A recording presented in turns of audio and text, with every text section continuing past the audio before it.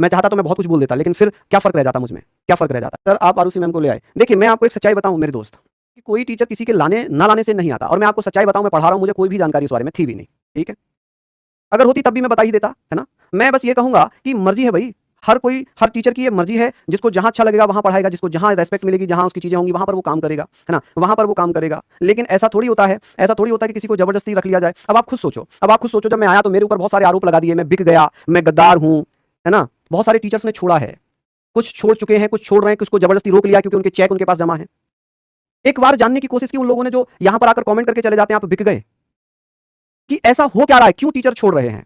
आप नए टीचर्स को ला रहे हैं, नए टीचर्स को आप भरपूर इज्जत दे रहे हैं, भरपूर, ठीक है? जो पुराने टीचर हैं, उनको भी तो दे दो थोड़ी-सी इज्जत, वो नहीं जाएँगे कहीं भी। टीचर इज्जत का भूखा होता है, पैसे का नहीं, ये ध्यान रखना। जो गलतफ़हमियाँ बहुत सारे लोगों में हो गई हैं ना, बहुत सारे लोगों में गलतफ़हमियाँ हो गई कि टीचर पैसे के लिए चले जाते हैं, ना।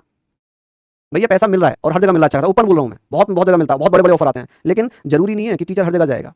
इज्जत भी तो मिलनी चाहिए, तभी तो वो जाएगा।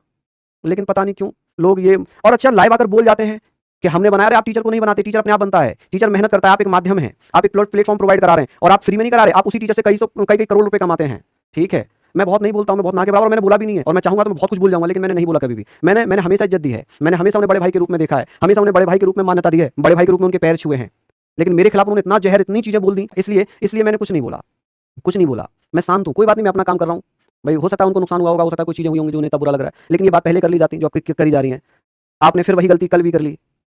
पुराने टीचर्स को छोड़ रहे हो, नए बैच, बड़े-बड़े बैच नए टीचर्स को दे रहे हो। पुराने टीचर्स तो वहाँ पे क्या करें, जैसे पार्टियों में होता है कि पुराना वर्कर है, वो लंबे समय से काम कर रहा है, उसे हटा दिया, कोई नया आया दूसरी पार्टी छोड़कर, उसे एकदम से मंत्री बना दिया, तो पुराना बल्ला तो जाएगा ही ना। तो ये सारी चीज़ें होती हैं।